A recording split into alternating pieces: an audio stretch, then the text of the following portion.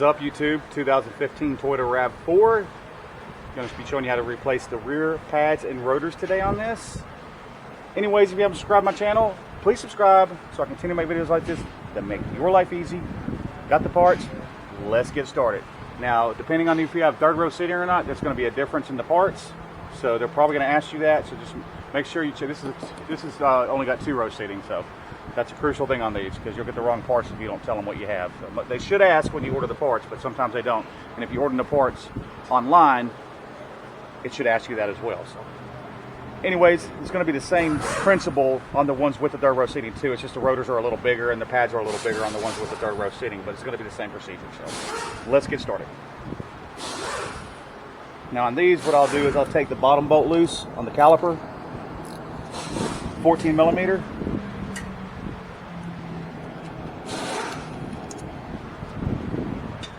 I'll swing the caliper up, then I'll pull out on it. Just kind of rest it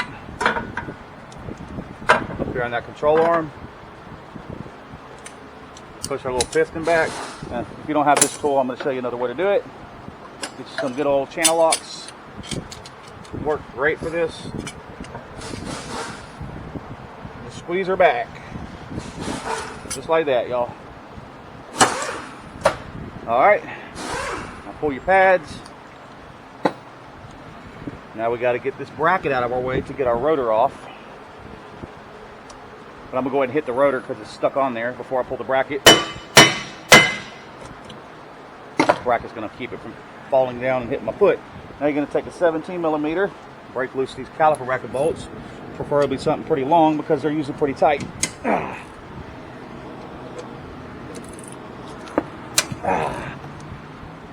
Alright, go ahead and flip that the other way.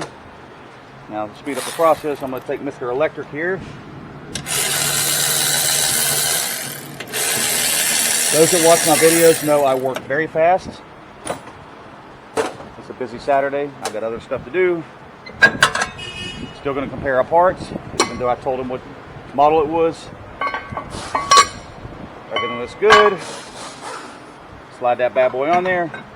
Now, if there's oil on your rotor when you take it out of the packet, clean it off with some degreaser.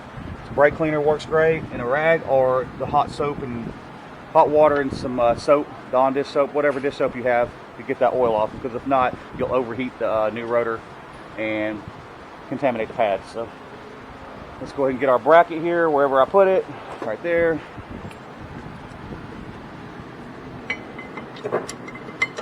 Get your bolts started.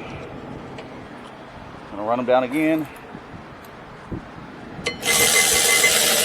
Mr. Electric. Now I'm going to take my 17 again, give it a final little oomph. Nice and snug. Alright. Grab my new pads. There's no inner and outer on these, so don't matter which way they go, depending on the brand of pads you get. Make sure your caliper you don't have the brake hose twisted. Slide her over, push your slide pin in, that way you can get the bottom part on. Start that bolt, or I'm gonna run it all the way down by hand.